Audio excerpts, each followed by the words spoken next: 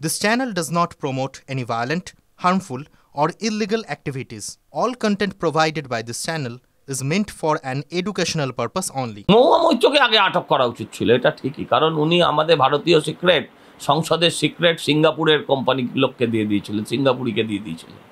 আগে ওনাকে আটক করা উচিত। আর দেখুন, মুশকিলটা হচ্ছে বাংলায় কথা বললেই পশ্চিমবঙ্গের বাইরে তারা বাংলাদেশি হয়ে যাচ্ছে। এটা কেন হলো?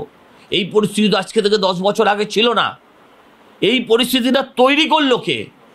এই পরিস্থিতি তৈরি করেছেন মমতা ব্যানার্জি। কলকাতা পুলিশ নিলে কি হবে? পুলিশ মন্ত্রী তো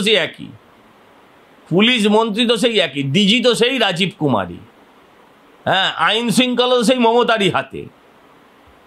হ্যাঁ, আমি বলছি, এই যারা সংখ্যালঘু দরদ দেখায়, সেই সংখ্যালঘু ভাইরা একবার হিসেব করে দেখুক, গত 5 বছরে সারা ভারতবর্ষে ইনক্লুডিং কাশ্মীর কতজন সংখ্যালঘু খুন হয়েছেন, আর এই পশ্চিমবঙ্গে গত 5 বছরে কতজন সংখ্যালঘু মার্ডার হলেন।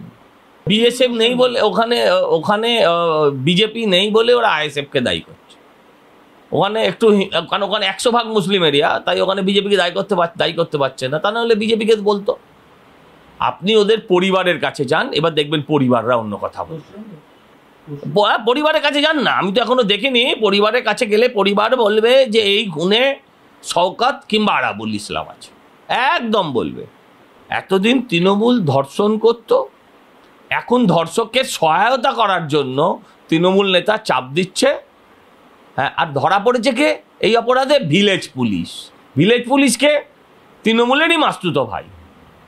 এরা সব এক। আমি বলছি শুনুন, 1000টা সমস্যার একটা সমাধান, সেটা কি?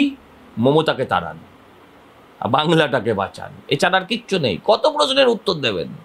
সিএবিতে রাজনৈতিকরণ হয়ে গেছে। সৌরভ গাঙ্গুলি খেলার থেকে অন্যদিকে মন বেশি। কারণ উনি সিএবিতে থাকুন বা না থাকুন, আমরা এখানকার ক্রিকেট কর্তা হিসেবে তাকেই বুঝি। তার ভাই, তার দাদাই এখন তার এই সিএবি সর্বাধিনায়ক। সিএবি একটা ঐতিহ্যশালী জায়গা ছিল। শুনুন ভাই, আমি একটা কথা বলবো, কলকাতা ফুটবলের যে গরিমা ছিল সেটা গেছে, কলকাতা বিশ্ববিদ্যালয়ের যে গরিমা ছিল সেটা গেছে, কলকাতা পুলিশের যে সম্মান ছিল সেটা গেছে। তো সিএবি কোথা থেকে থাকবে? সেও তো কলকাতারই, সেও তো পশ্চিমবঙ্গে। যা হবার তাই হয়েছে।